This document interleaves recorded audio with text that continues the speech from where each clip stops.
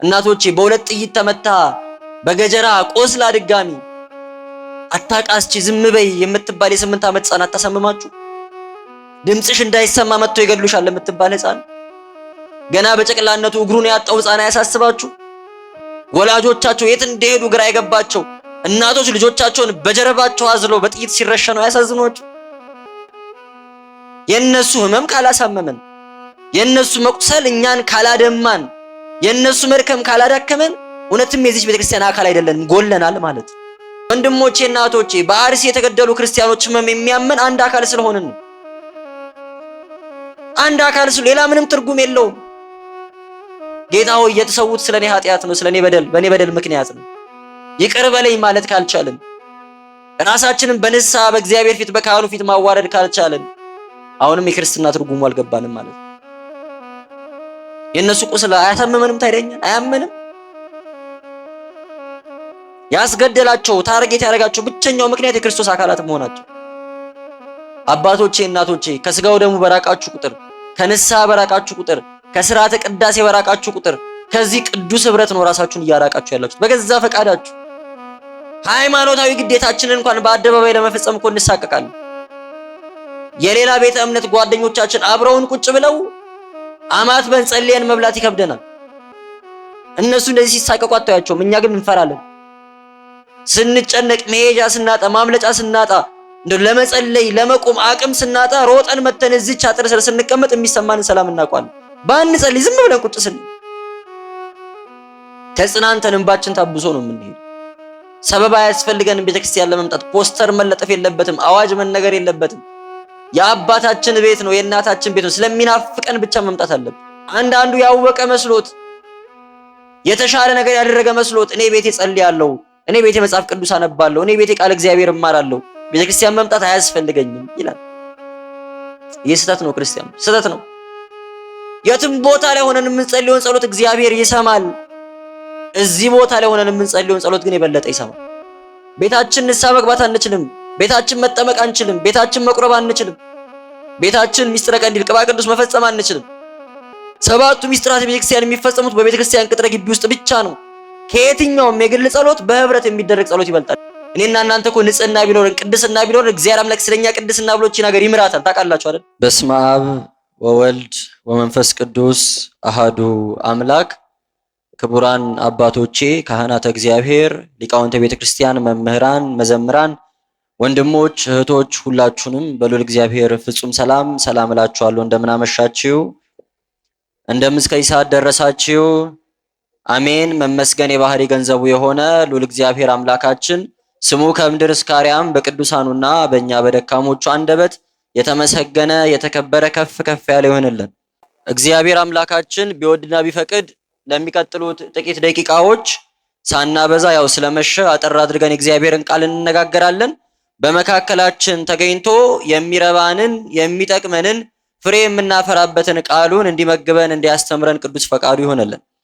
መነሻ የምናደርገው ኃይለ ቃል ሐዋርያው ቅዱስ ጳውሎስ ለዕብራውያን ሰዎች በላከው መልእክቱ ምዕራፍ 10 ከቁጥር 25 ላይ ያለ ኃይለ ቃል ነው። ዕብራውያን 10 ከቁጥር 25 ላይ እንህድግ ማህበረነ መሰባሰባችንን አንተው ይላል። እስቲ መሰባሰባችንን በሉ አንተው። ይህንን የቅዱስ ጳውሎስን ኃይለ ቃል ነው እንግዲህ መነሻ የምናደርገው። ቅዱስ ጳውሎስ በዚህ መልእክቱ በዋናነት ካስተማረባቸው ጥልቀት ሰጥቶ ጊዜ ሰጥቶ ሰፋ አድርጎ ካስተማረባቸውና ምክንያተ ጽሒፍ የመጽሐፉ ምክንያት ናቸው ከሚባሉ ርዕሰ ጉዳዮች አንደኛው በብሉይ ኪዳንና በሐዲስ ኪዳን መካከል ያለውን ግንኙነት ማስረዳት ነው። እንደ አንድ ክርስቲያን ከብሉይ ኪዳን ጋር ያለን ህብረት ወይ ደግሞ ከብሉይ መጽሐፍት ጋር ያለን ግንኙነት ምን ይመስላል የሚለውን ነገር በደንብ ማስተማር ማለት ነው። ክርስቲያኖች ሁላችሁም እንደምታውቁት ቅዱሳን ሐዋርያት ወንጌልን በሚሰብኩበት ዘመን ላይ ወደ ክርስትናው ዓለም የመጡ ሰዎች ከሁለት ወገን የመጡ ናቸው።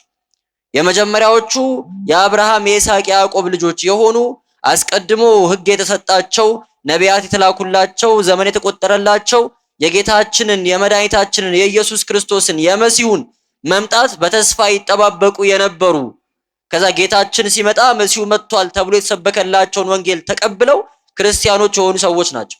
አይሁድ የነበሩ ሕግ የሚያውቁ እግዚአብሔርን የሚያውቁ ኋላ ክርስቲያን የሆኑ ሰዎች ማለት ነው። ሁለተኞቹ ደግሞ አስቀድሞ ሕግ ያልተሰጣቸው የአብርሃምን ልጆች ያልሆኑ ሙሴን የማያውቁ እግዚአብሔርን የማያውቁ በጣዖት አምልኮ ይኖሩ የነበሩ ፀሐይን፣ ከዋክብትን፣ ጨረቃን በእጆቻቸው የቀረጿቸውን ጣዖታት አምላክ ብለው ይገዙላቸው፣ ይሰግዱላቸው፣ ያመልኳቸው የነበሩ አህዛብ ጣዖት አምላኪዎች ደግሞ የተሰበከላቸውን የምስራች የተሰጣቸውን ወንጌል ተቀብለው ተሸክመው ክርስቶስን አምላካቸው፣ አዳኛቸው፣ ቤዛቸው የአንዱ የእግዚአብሔር አብ ልጅ መሆኑን አምነው እነሱ በእጆቻቸው የሰሯቸው ጣዖታት ምንም እንዳልሆኑ አማልክት እንዳልሆኑ ተረድተው ክርስቲያኖች የሆኑ አህዛብ ደግሞ ሁለተኞች ወገን ናቸው ማለት ነው። ስለዚህ ከአይሁድ ወገን ክርስቲያን የሆኑ ሰዎች አሉ፣ ከአህዛብ ወገን ክርስቲያን የሆኑ ሰዎች አሉ። ምንም እንኳን እነዚህ ከሁለት ወገን የመጡ ሰዎች አስቀድሞ በፍቅር በመተባበር በህብረት በአንድነት እግዚአብሔርን እያመለኩ አንድ ላይ መኖር ቢጀምሩም ሁለቱም ግን ከየመጡበት ቦታ ይዘዋቸው የመጧቸውን ክፉ የሆኑ ልማዶቻቸውንም በጎ የሆኑ ልማዶቻቸውን የወረሷቸው በጣም ብዙ ነገሮች አሏቸው፣ ከዛ ያመጧቸው ማለት ነው። ኢትዮጵያ ውስጥ መጣችሁ የኢትዮጵያን ቤተክርስቲያን ብትመለከቱ ክርስትናን ከመቀበላችን በፊት አባቶቻችን አስቀድሞ የሙሴን ሕግ ተቀብለው በኦሪቱ ስርዓት ይኖሩ የነበሩ ስለሆኑ በባህላችን ውስጥ በስርዓት አምልኳችን ውስጥ በነገረ ስራችን አጠቃላይ ውስጥ የአይሁድን ዳራ ትመለከታላችሁ። ኦሪታዊ የሆኑ ነገሮችን ትመለከታላችሁ። አመጋገባችንን ብትመለከቱ፣ አለባበሳችንን ብትመለከቱ፣ ስርዓት አምልኳችንን በብዙ አቅጣጫ ብትመለከቱ ኦሪታዊ የሆነ ነገርን ትመለከቱበታላችሁ።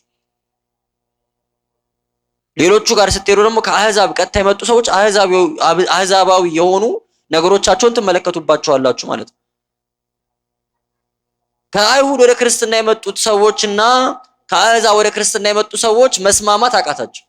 አንዳቸው በአንዳቸው ላይ የሚያምፁ ሆኑ። ይሄንን አድርጉ ይሄን አታድርጉ የሚባባሉ ሆኑ። በተለይ ደግሞ አይሁድ ዘመም ክርስቲያን የሚባሉ ምንም እንኳን ከአይሁድ ወደ ክርስትና ቢመጡም ክርስቲያኖች ተብለው ቢጠሩም እንደ ክርስቲያኖች ሕግ እንደ ክርስቶስ ትምህርት ከመኖር ይልቅ አይሁዳዊ የሆነውን ስርዓት ማስቀጠል የሚፈልጉ ጥምቀት ያድናል፣ እውነት ነው፣ ከጥምቀት በተጨማሪ ግን ለመዳን ግዝረት ያስፈልጋል የሚሉ ክርስቶስ እውነተኛ መስዋዕት ሆኗል፣ የበጉ ደም ማለት የክርስቶስ ደም ነው ብለን እናምናለን። ለመዳን ግን ከክርስቶስ ደም ክርስቶስ አንዴ ለእግዚአብሔር ካቀረበው ዓለምን ለማዳን ካቀረበው እውነተኛ መስዋዕት ከስጋው ከደሙ ባሻገር ደግሞ ሊቀ ካህናቱ የሚሰዋው የኦሪቱ መስዋዕት የበጉ የፍየሉ ደም ያስፈልጋል ብሎ ደግሞ የሚያስተምሩ አንድ እግራቸውን በአይሁድ ቤተ መቅደስ አድርገው አንድ እግራቸውን ደግሞ በክርስቶስ ቤት ውስጥ የተከሉ ሰዎች ማለት ነው። እየሰማችሁኝ ነው? ክርስትናን ከአይሁድ እንዳይላቀቅ አድርገው ይሁዲነት ላይ አይሁድነት ላይ እንዲጣበቅ የሚፈልጉ ሰዎች ተነሱ በክርስቲያኖች መካከል። ስለዚህ ቅዱስ ጳውሎስ ክርስቲያኖች ሊያምኑት የሚገባውን ሊኖሩት የሚገባውን ሕይወት የመዳን እውነተኛው ትክክለኛው መንገድ የትኛው እንደሆነ ደጋግሞ በጻፋቸው በብዙዎቹ በሮሜ መልእክቱ፣ በገላትያ መልእክቱ፣ በዕብራውያን መልእክቱ በስፋት አስተምሯል። የዕብራውያን መልእክቱ ደግሞ ከተጻፈባቸው ምክንያቶች አንደኛው ይሄውን ያነሳነው ሐሳቡን ማጥራት ማለት ነው። አሁን የጠቀስነውን ምዕራፍ 10ን ከላይ ጀምራችሁ ስታነቡ ሕጉ ይላል ብሉይ ኪዳን ማለቱ ነው። ለሐዲስ ኪዳን ጥላ ነው። ጥላ ታውቃላችሁ አይደል? ሻዶ ጃን ጥላ ሳይሆን የሰው ጥላ ማለት ብርሃን ሲወጣብን የሚወጣ ጥላ አለ አይደለ? ጥላ ቅርጽ ሊያሳይ ይችላል፣ ግን መልክን አጥርተን ማየት አንችልም አይደል? ሰውየውን አይተን ጥላውን አይተን ሰው እንደሆነ ልናቅ እንችል ይሆናል። ምናልባት ከበረታን ወንድ ወይ ሴት መሆኑን ልለይ እንችል ይሆናል። ከዛ በላይ ግን ጥርት አድርገን የሰውየውን መልክ በጥላው መለየት ማወቅ አንችል። ብሉይ ኪዳን ለሐዲስ ኪዳን እንዲሁ ጥላ ነው። ሊመጣ ላለው ለሐዲስ ኪዳን ምልክት ሆኖ ሰዎች ምን መጠበቅ እንዳለባቸው የሚመጣው መሲህ፣ የሚመጣው ዘመን፣ የሚመጣው የድነት ወንጌል ምን እንደሚመስል እንዲያውቁ አስቀድሞ እንደ ፍንጭ የተሰጠ ጥላ ነው እንጂ የመዳናችን መንገድ አይደለም። ሞግዚት ናት እንጂ ብሉይ ኪዳን እናት አይደለችም። አሁን እናት የተባለች ወንጌል ስትመጣ የሞግዚቷ የሥራዋ ያበቃል እያለ ብሉይ ኪዳን ለሐዲስ ኪዳን ጥላ ሻዶ መሆኑን ያስተምራል። ለኔና ለእናንተ ብሉይ ኪዳን ምናችን ነው? በጣም ብዙ የእምነት መሰረት የሚሆኑ ትምህርቶች ያሉበት አይደለ? በጣም ብዙ የምግባር መሰረት የሆኑ ትምህርቶች ያሉበት መጽሐፍ ነው። መጽሐፍ ቅዱስ ብለን ከምንጠራው መጽሐፍ ውስጥ ካሉ የተለያዩ መጽሐፍቶች ውስጥ አብዛኛውን ክፍል የሚይዘው ብሉይ ኪዳን ነው። ይህንን መጽሐፍ ከመያዛችን የተነሳ ዛሬ እንደ ክርስቲያን ለመኖር ስንታገል በውጭ ያሉ ወገኖቻችን፣ ወንድሞቻችን፣ እህቶቻችን የኛን ክርስትና ለመቃረን ለመጋፋት ከሚጠቀሙባቸው ነገሮች አንዱ በብሉይ ኪዳን ያሉ ታሪኮችን በመጥቀስ ነው። አይ ሰው ከአንድ በላይ ሚስት ማግባት የለበትም ስትሏቸው እንዴ ዳዊት ስንት መቶ ሚስቶች ነበሩት? ሰለሞን 600 ሚስቶች ነበሩት። አብርሃም ከሁለት ሴት ወልዷል። እነ ይስሐቅና ያዕቆብ እያሉ ምልክት ለማምጣት ይሞክራሉ። እውነት ነው፣ ሆኗል። ስለ አመጋገብ፣ ስለ አለባበስ ስንናገር፣ ስለ ስርዓት አምልኮ ስናወራ፣ ስለ ሕግ ስናወራ፣ ስለ መዳን መንገድ ስናወራ፣ ከኃጢአት ከበደል ስለ መንጻት ስናወራ ኦሪቱን እየጠቀሱ የብሉይን ሕግ እየጠቀሱ መጽሐፍ ቅዱሳችሁ እንደዚህ ይላል፣ ይህንን መፈጸም አለባችሁ፣ ለመዳን የግድ መገረዝ አለባችሁ፣ መጽሐፍ ቅዱሳችሁ ካልተገረዛችሁ ከኔ ጋር ህብረት የላችሁም ይላል። ሊቀ ካህናቱና ካህናቱ ስለ ኃጢአታችሁ ስለ በደላችሁ እንደዚህ አይነት መስዋዕት ማቅረብ አለባቸው ይላል። ያንን መስዋዕት እያቀረባችሁ ስላልሆነ ከኃጢአታችሁ አትነጹም የሚሉን ሰዎች እንመለከታለን። እውነት ነው፣ መጽሐፍ ቅዱሳችን እንደዛ ይላል። ብሉይ ኪዳኑ ታዲያ ብሉይ ኪዳንን እስከሄድ ድረስ ነው የምንቀበለው? ብሉይ ኪዳን በእኛ መዳን ውስጥ በእኛ ህይወት ውስጥ ያለው ድርሻ እስከምን ድረስ ነው የሚለውን ነገር እንደ ክርስቲያን ማወቅ ያስፈልጋል። ሐዲስ ኪዳንን እስካልተጻረረ ድረስ ወይ ደግሞ ከሐዲስ ኪዳን ጋር የሚጋጭ ስርዓትን እስካላስቀመጠ ድረስ በብሉይ ኪዳን ውስጥ ያለው ትምህርት በብሉይ ኪዳን ውስጥ ያለው ስርዓት ለኛም የሚደረግ የሚሆን ክርስቶስ ከፈጸመው ወይ ፍጹም ካደረገው በኋላ የተሰሩትን ህጎች ስንመለከት ግን ወደ ኋላ የመመለስ ግዴታ የለብንም። አስቀድሞ የተሰጡንን ህጎቻችንን ህግጋቱን ጌታችን መጥቶ ፍጹማን አድርጓቸዋል አይደለ? ትዝ ይላችሁ ማቴዎስ ወንጌል ላይ ለአባቶቻችሁ አትግደል ተብሎ እንደተጻፈ ታውቃላችሁ፣ እኔ ግን እላችኋለሁ በወንድሙ ላይ በከንቱ የሚቆጣ ምን አለበት? ፍርድ አለበት አለ ጌታችን። እየሰማችሁ ነው ክርስቲያኖች? ስለዚህ ለኛ ህጋችን አለመግደል ብቻ አይደለም፣ በከንቱ አለመቆጣት ጭምር ነው። አስቀድሞ ለአባቶቻችሁ አታመንዝር እንደተባለ ሰምታችኋል፣ እኔ ግን እላችኋለሁ ወደ ሴት ያየ የተመኘም አመነዘረ አለ ጌታችን። ለኛ ህጋችን ከወንድ ጋር ከሴት ጋር ሄዶ መተኛት ብቻ አለመተኛት ብቻ አይደለም፣ እነርሱን ተመልክቶ ኃጢአት ለማሰብ ጭምር። ህጎቻችን ፍጹማን ሆነዋል። ጌታችን አርቆ አጥሯቸዋል ማለት ኃጢአት የምንሰራበትን መንገድ አርቆ አጥሮታል ማለት። ልክ እንደዚህ ሁሉ ቅዱስ ጳውሎስ አሁን በጠቀስነው መልእክቱ ላይ በደንብ ሲዘረዝር ሲያስተምር እንደመጣ ሊቀ ካህናቱ ከዓመት ዓመት እየጠበቀ ካህናቱ ዕለት ዕለት እየተነሱ ስለ ሰዎች ድህነት ስለ ሰዎች የኃጢአት ስርየት መስዋዕትን ይሰዉ ነበረ። የሚሰዉት መስዋዕት የእንስሳ ደም ነው፣ ከንቱ ነው፣ ደካማ ነው። ኃጢአትን እስከ መጨረሻው ማስወገድ ሰዎችን ከሲኦል አውጥቶ ወደ ገነት ማስገባት የሚችል አልነበረም። የሚያቀርቡት መስዋዕት ኃይል ስለሚያጥረው አቅም ስለሌለው እነዚህ ካህናት ዕለት ዕለት እየደጋገሙ መስዋዕትን ይሰዋሉ።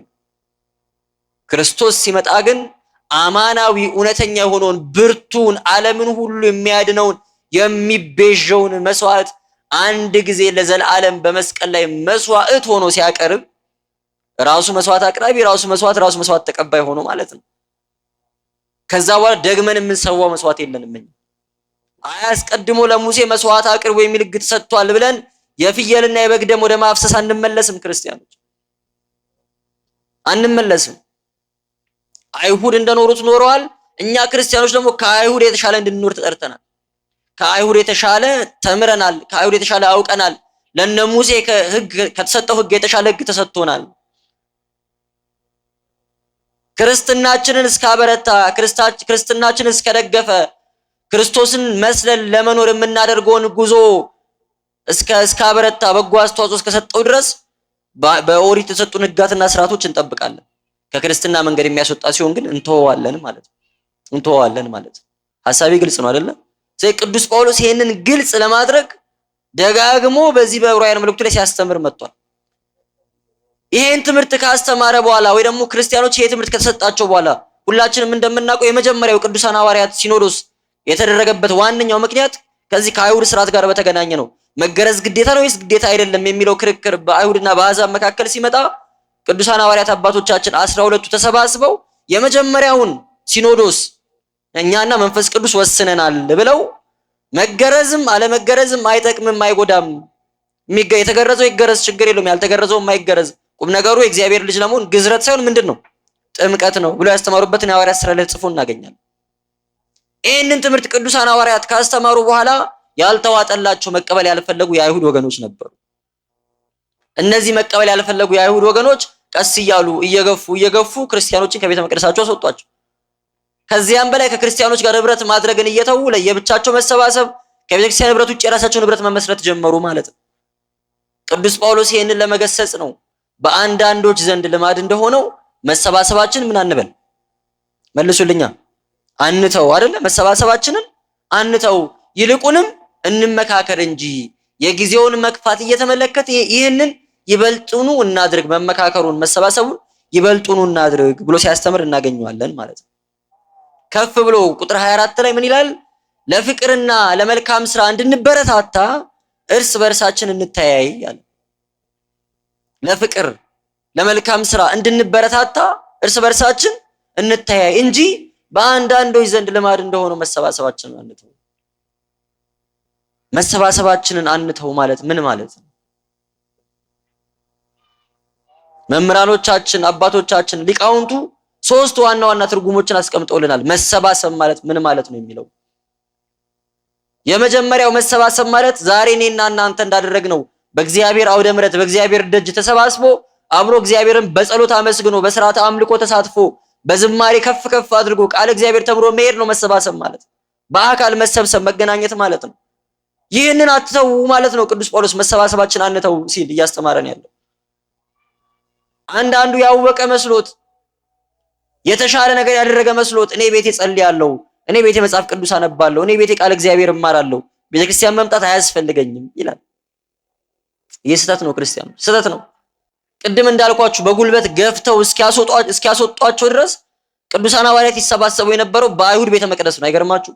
ትዝ አይላችሁም? የሐዋርያት ሥራ ምዕራፍ 3 እና ምዕራፍ 4 ላይ ምዕራፍ 3ን ስታነቡ ዮሐንስና ጴጥሮስ የሚባሉ ሐዋርያት የ9 ሰዓቱን ጸሎት ለመጸለይ ወደ ቤተ መቅደስ ሄዱ ይላል። ትዝ ይላችኋል አይደል? ያንን ሽባ የፈወሱበት ታሪክ። ክርስቲያኖች ከሆኑ በኋላ የክርስቶስን ወንጌል እየሰበኩ እንኳን ጸሎት ለማድረግ ወደ ቤተ መቅደስ ነበር የሚሄዱት፣ ወደ አይሁድ ቤተ መቅደስ ማለት ነው። ሐዋርያት ሥራን ባነበባችሁ ቁጥር የሆነ ከተማ ላይ ወንጌል ለመስበክ ሲሄዱ መጀመሪያ የሚፈልጉት የጸሎት ስፍራን ነው። ክርስቲያኖች ለቃል እግዚአብሔር ለመማር የሚሰባሰቡበትን ቦታ ወይ ደግሞ አማኞች ለመጸለይ የሚሰባሰቡበትን ቦታ ማለት ነው። እግዚአብሔር በሁሉም ቦታ አለ፣ እውነት ነው። እግዚአብሔር በሁሉም ቦታ በሆነን ብንጸልይ ይሰማናል፣ እውነት ነው። ሁሉን አዋቂ ነው፣ ማይምረክ ሁሉ ነው፣ ምሉ በኩለሄ ነው፣ በሁሉ ቦታ ያለ ነው፣ እውነት ነው። የትም ቦታ ላይ ሆነን የምንጸልየውን ጸሎት እግዚአብሔር ይሰማል። እዚህ ቦታ ላይ ሆነን የምንጸልየውን ጸሎት ግን የበለጠ ይሰማል። ለጠቢቡ ሰለሞን ልክ ቤተ መቅደሱን ሰርቶ ከጨረሰ በኋላ የሰጠው ቃል ኪዳን ትዝ አይላችሁ? ዘወትር ጆሮዎቼና አይኖቼ በዚህ ስፍራ ላይ ናቸው፣ በዚህ ስፍራ የሚጸልየውን ጸሎት እሰማለሁ ብሏል እግዚአብሔር። እነ ዮሐንስ እነ ጴጥሮስ ቤታቸው ሆነው ቢጸልዩ እግዚአብሔር እንደሚሰማቸው ስለማያውቁ አይደለም ወደ ቤተ መቅደስ ሄዱት። ህብረት ዋጋ ስላለው ነው። ለዛ እኮ ነው መዝሙረኛው ዳዊት በመዝሙር 132 ላይ ወንድሞች በህብረት ቢቀመጡ እነሆ መልካም ነው፣ እነሆ ያማረ ነው ያለው። ያማረ ነው፣ መልካም ነው። ጌታችን በስሜ 2ም 3ም ሆናችሁ ብትሰባሰቡ እኔ በመካከላችሁ ምን እላለሁ አለ፣ እገኛለሁ አለ። እሱ የማይገኝበት ቦታ አለ እንዴ? ብቻችንን ብንመጣ እዚህ ቦታ ላይ ጌታችን በህልውና የለም አለ እኮ። የትም ቦታ ላይ አለ። ጌታችን ህልው ሆኖ የማይኖርበት ቦታ የለም። እዚህ ቦታ ላይ ግን በረድኤት ይገለጣል። በረድኤት ሊገለጥበት የተመረጠ ቦታ አለ። ረድኤቱን በረከቱን ሊሰጥበት ማለት። ቤተ ክርስቲያን ሚስጥራት የሚፈጸሙበት ብቸኛ ቦታ ነው። ከቤተ ክርስቲያን ውጭ ሚስጥር የሚፈጸምበት ቦታ የለም። ቤታችን ንስሐ መግባት አንችልም። ቤታችን መጠመቅ አንችልም። ቤታችን መቁረብ አንችልም። ቤታችን ሚስጥረ ቀንዲል ቅባ ቅዱስ መፈጸም አንችልም። 7ቱ ሚስጥራት ቤተ ክርስቲያን የሚፈጸሙት በቤተ ክርስቲያን ቅጥር ግቢ ውስጥ ብቻ ነው። ከቤተ ክርስቲያን ቅጥር ግቢ ውጭ የሚፈጸም ምስጢር የላትም ቤተ ክርስቲያን። ቤቴ ሆኜ ማለት አንችልም። ቤቴ ሆኜ ማለት አንችልም። የግድ መምጣት አለብን። አባቶቻችን ከሺህ ጸሎት አንድ ማህሌት ይላሉ። ከሺህ ጸሎት አንድ ማህሌት። ክርስቲያን ለብቻው ሆኖ ከሚያደርገው አንድ ጸሎት ወይም ደግሞ ሺህ ጸሎት በህብረት የሚደረግ ጸሎት ይበልጣል። ከየትኛውም የግል ጸሎት በህብረት የሚደረግ ጸሎት ይበልጣል። እየሰማችሁኝ ነው? ምክንያቱም በህብረት የሚደረግ ጸሎት ውስጥ ፍቅር አለ። በህብረት የሚደረግ ጸሎት ውስጥ ትህትና አለ፣ መተሳሰብ አለ፣ አንድነት አለ። ብቻውን ፍቅር የለው ነገር ከንቱ አይደለ? ብቻውን ከሚደረግ ብቻ ጸሎት ማድረግ ጥሩ ነው። ለብቻ መጋደል ጥሩ ነው። ለብቻ ከሚደረግ ጸሎት ግን በህብረት የሚደረግ ጸሎት እንደሚበልጥ ማወቅ ማመን ያስፈልጋል። ለዛ ነው ከዚህ ህብረት መለየት የሌለብን። እለት እለት ወደ እግዚአብሔር ደጅ መምጣት ያለብን። እዚህ ቦታ ላይ በመርገጣችን የምናገኘው በረከት አለ፣ የምንሸምተው ሰላም አለ፣ የምናገኘው እረፍት አለ። ስንጨነቅ መሄጃ ስናጣ ማምለጫ ስናጣ እንደ ለመጸለይ ለመቆም አቅም ስናጣ ሮጠን መተን እዚች አጥር ስር ስንቀመጥ የሚሰማንን ሰላም እናውቃለን። ባንጸልይ ዝም ብለን ቁጭ ስንል ተጽናንተን እንባችን ታብሶ ነው የምንሄድ። ከዚህ ህብረት አትለዩ ነው። በአካል ቤተክርስቲያን ከመምጣት አትጉደሉ። አዋቂነት አይደለም ከቤተክርስቲያን መለየት። ምንም ያክል ዕውቀት ቢኖረን፣ ምንም ያክል ጎበዝ አገልጋዮች ብንሆን፣ ምንም ያክል ጸጋ ቢበዛልን ከክርስቲያኖች ህብረት ከዚች ቤተክርስቲያን ከተለየን ጥቅም የለውም፣ ጥቅም የለውም። ሁል ጊዜም ቢሆን ከዚች ቤተክርስቲያን ህብረት መለየት እንደሌለብን ማመን አለብን ማለት ነው። ሰበብ አያስፈልገንም። ቤተክርስቲያን ለመምጣት ፖስተር መለጠፍ የለበትም፣ አዋጅ መነገር የለበትም። የአባታችን ቤት ነው፣ የእናታችን ቤት ነው። ስለሚናፍቀን ብቻ መምጣት አለብን፣ ስለሚናፍቀን ብቻ። ስለዚህ የመጀመሪያው መሰባሰባችንን አንተው የሚለው ቃል ትርጉሙ በዚህ ስፍራ ላይ በእግዚአብሔር ቤት ላይ ቃል እግዚአብሔር በሚነገርበት ምስጢራተ ቤተክርስቲያን በሚፈጸሙበት ስመ እግዚአብሔር ተጠርቶ በሚባረክበት በምንጸልይበት በምንዘምርበት ስፍራ ላይ እንገኛ እንቅር ማለት ነው። ይሄ የመጀመሪያው ትርጉም። ሁለተኛው መሰባሰባችንን አንተው ማለት ደግሞ ክርስቶስ ራስ ከሆነላት ከቤተ ክርስቲያን ህብረት አንለይ ማለት ነው። ይሄ አካላዊ ስብስብ ነው አይደለ? ሁለተኛው ደግሞ ከአካላዊ ስብስብም ከፍ ይላል። መንፈሳዊ ህብረት፣ መንፈሳዊ አንድነት። ክርስቶስ የቤተ ክርስቲያን ራሷ ነው። የክርስቲያኖች ጉባኤ አቅሌሲያ የምንለው ደግሞ የኛ ህብረት የኛ አንድነት ደግሞ አለ። ይህ የኛ አንድነት ማለት በአካል የምንሰበሰበው ክርስቲያኖችን ብቻ የሚመለከት አይደለም። ከዓለመ መላእክት ጀምሮ ያሉ በአሚነ እግዚአብሔር የጸኑ ራሳቸውን አሳልፈው ለእግዚአብሔር የሰጡ ክርስትና ከመምጣቱ በፊትም በኋላም ያሉ አባቶቻችን ማለት በአሚነ እግዚአብሔር የጸኑትን ከቅዱሳን መላእክት ጀምሮ እስከኛ ድረስ ያለነው ሁላችን በክርስቶስ ራስነት ስር አካላት ነን። ቅዱሳን መላእክት በእምነት ወንድሞቻችን ናቸው፣ ታላላቅ ወንድሞቻችን ናቸው። ቅዱሳን አባቶቻችን እናቶቻችን የዚህ ህብረት አካል ናቸው። ለዚህ ነው በቅዱሳን ምልጃ የምናምነው። ሌላ እኮ ምንም ትርጉም የለውም። አንድ አካል ስለሆነ ነው። ክርስቶስ ራስ ነው፣ እኛ ብልቶች ነን ብለን ስለምናምን ነው። አንድ ሰው በቢሊዮኖች የሚቆጠሩ ሴሎች አሉት አይደል? ሰውነቱ ውስጥ አንድ በሚባል አካል ውስጥ በቢሊዮን የሚቆጠሩ ሴሎች አሉት። ብዙ ኦርጋኖች አሉት፣ አካላት፣ ብልቶች፣ ክፍሎች አሉት። እኛ ማለት ክርስቶስ ራሳችን ነው። በዚህ ራስ ስር ያለን ብልቶች ነን እያንዳንዳችን ማለት ነው። ቅዱሳን መላእክት የዚህ አካል የዚህ ሰውነት አካላት ናቸው፣ ክፍል ናቸው። ቅዱሳን አባቶቻችን ሰማዕታቱም፣ ጻድቃኑም፣ ሐዋርያቱም፣ ነቢያቱም የዚህ አካላት ናቸው። እኔና እናንተ ኃጢአተኞቹም የዚህ ክርስቶስ ራስ የሆነላት ቤተክርስቲያን ውስጥ ያለን አካላት ነን። ከዚህ አካልነት አትጉደሉ ነው የሚባለው። ቅዱሳን መላእክት አላለም ሐዋርያው? ቅዱሳን መላእክት ጌታችንም ሲያስተምር ደጋግሞ መጽሐፍ ቅዱስ እንደነገረን በአንድ ኃጥእ ሰው ንስሐ መግባት ቅዱሳን መላእክት ምን ይላሉ አለ? ደስ ይሰኛሉ አለ አይደል? አንድ ኃጥእ ሰው ንስሐ ሲገባ ቅዱሳን መላእክት ደስ ይላቸዋል። ለምን? ምን ይጠቀማሉ እነሱ? ቅዱሳን አባቶቻችን ስለኛ እንደሚያማልዱ በምልጃ በእግዚአብሔር ፊት እንደሚቆሙ እናምናለን። ለምን? አካላችን ስለሆኑ ነዋ። እጅ ሲመታ፣ እጅ ሲቆስል፣ እጅ ሲታመም አይን ያለቅሳል አይደለ? አይን ሲያለቅስ ደግሞ እጅ ሄዶ እንባን ያብሳል። እኛ በኃጢአት ስንቆስል፣ እኛ በኃጢአት ስንመታ፣ እኛ በኃጢአት ደዌ ስንወድቅ አካላችን የሆኑ ቅዱሳኑ መላእክቱ ይታመማሉ ማለት ነው። ከኛ ጋር የኛን መዳን ይሻሉ። አንድ ሰው ሆዱን ቢታመም ወዴን ብቻ ነው ያመመኝ ችግር የለውም ብሎ መኖር አይችልም አይደለ?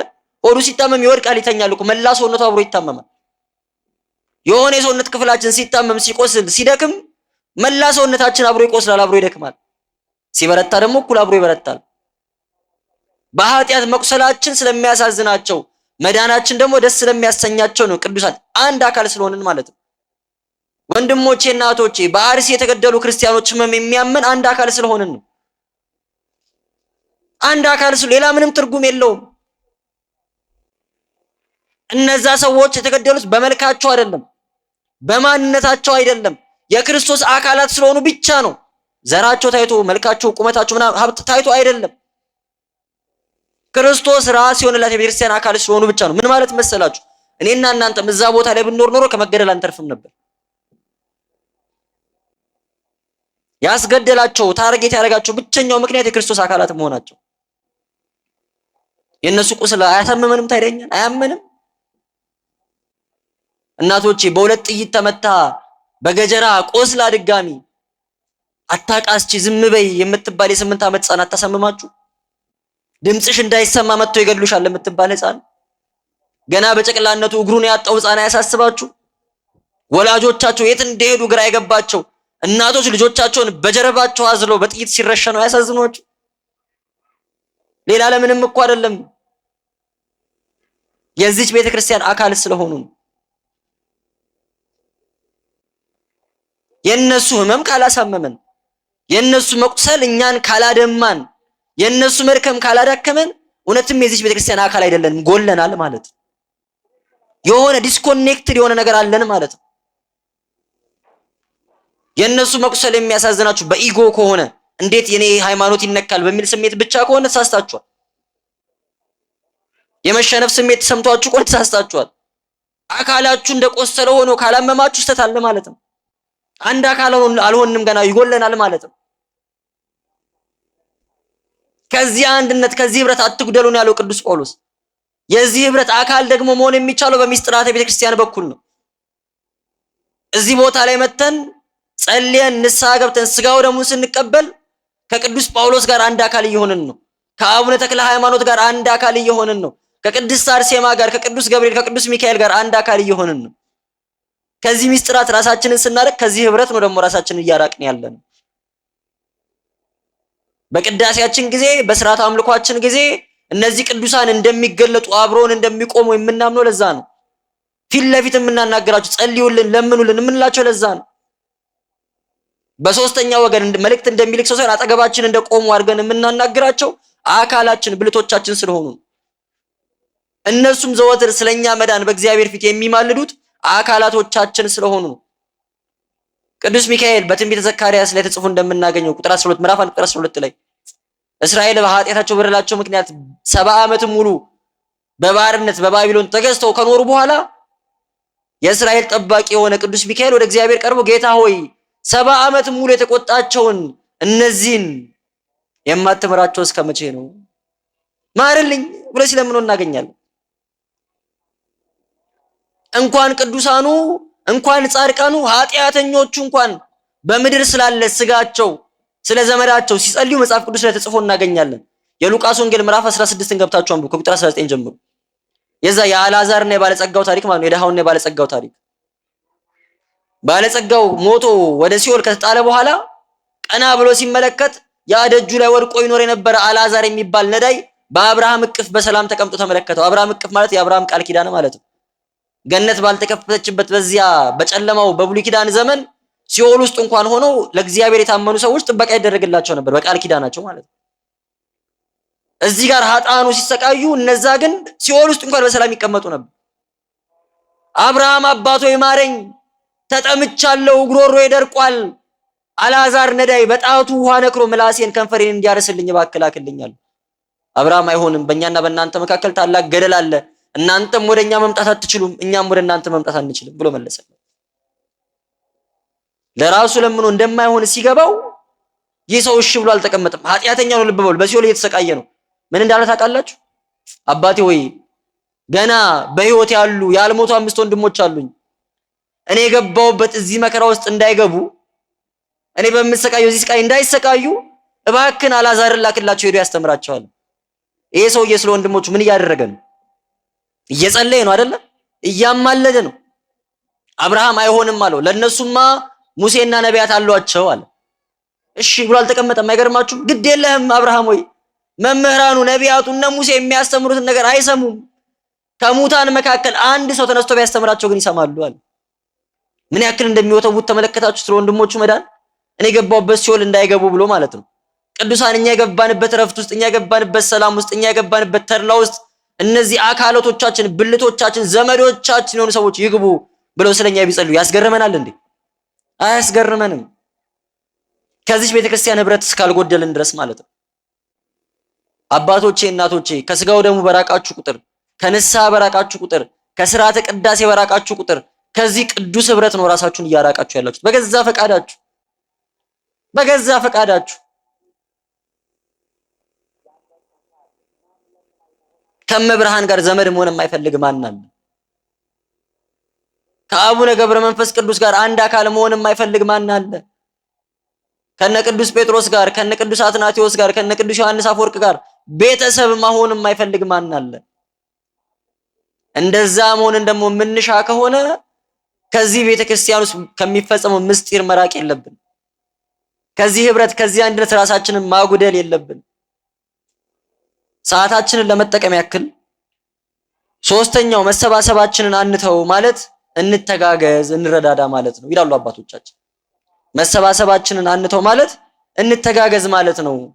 አንዳችን ሌላችንን እንደግፈው ማለት ነው። እንበርታ ማለት ነው። የኢትዮጵያ ክርስቲያኖች የኢትዮጵያ ኦርቶዶክሳውያን እንደው ከምንከሰስባቸው ፌል ካደረግንባቸው ነገሮች አንዱ እርስ በርስ መተባበር፣ እርስ በርስ መደጋገፍ። አናውቅበትም። ክርስቲያኖችን መደገፍ ሌሎችን መግፋት ይመስለናል።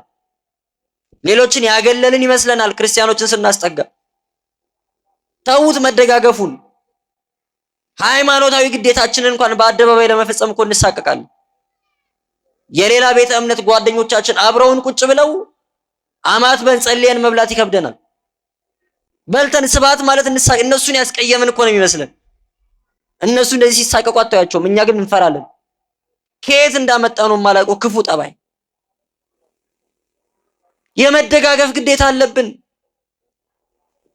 በሐሳብ ብንደጋገፍ፣ በስራ ብንደጋገፍ፣ አንዳችን ለሌላችን ክፋትን ባናስብ ይላል እኮ ቅዱስ ጳውሎስ በገላትያ መልእክቱ ምዕራፍ 6 ላይ ከቁጥር 10 ስታነቡ እንግዲያውስ ጊዜው ካላችሁ አቅሙ ካላችሁ ለሰዎች ሁሉ መልካምን አድርጉ አለ። እየሰማችሁኝ ነው? ለሰዎች ሁሉ መልካምን አድርጉ፣ ይበልጡንም ግን በሃይማኖት ለሚመስሏችሁ በእምነት ቤተሰብ ለሆኗችሁ ሰዎች የበለጠ መልካም አድርጉላቸዋል። ለሁሉም ሰው በጎ ነን፣ ብንችል ከሁሉም ጋር በሰላም እንኖራለን፣ ሁሉንም ሰው እናግዛለን፣ ሁሉንም ሰው እንደግፋለን። ቅድሚያ የምንሰጠው ግን ለማን ነው? ክርስቲያኖች፣ በእምነት ለሚመስለን ለክርስቲያን ወንድማችን። ከእናት ከአባታችን የተወለደ ወንድማችንን ብንደግፈው ብናግዘው የጎረቤት ልጅ መጥቶ ለምን ወንድምን ደገፍክ ይለናል እንዴ? አንተ ታሳፍራለህ፣ እንዴት ወንድምን ትደግፋለህ ይለናል? አይለንም። ተፈጥሯዊ ነው። አንድ አካል ነን፣ አንድ ብልት ነን፣ አንድ ቤተሰብ ነን ካልን ይሄ ኃላፊነት እርስ በርስ አለብን ማለት ነው። በስራ ለምንድን ነው የማንደጋገፈው? በገንዘብ ለምንድን ነው የማንደጋገፈው? አጠገባችን ካለ ክርስቲያን ባለሱቅ ለምንድን ነው የማንገዛው?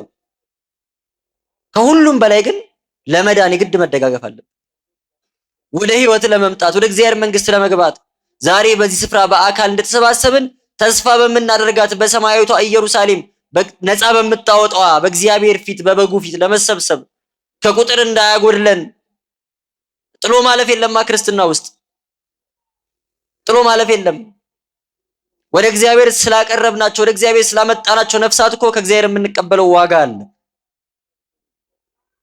ስለምናገለግለው አገልግሎት ስለምንደክመው ድካም እኮ ሰማያዊ ዋጋ አለ። ክርስቲያኖች ቸል ስለምንላቸው ወንድሞችም የምንከፍለው ዋጋ አለ። ቅዱስ ዮሐንስ አፈወርቅ በረከቱ ይደርብን። በእውነት አትፈልጉም በረከቱን? የወንድሙን መዳን የማይወድ ክርስቲያን ነው ብዬ አላምንም አለ። ስለ ወንድሙ መዳን የማይደክም ስለ ወንድሙ ድነት የማይጨነቅ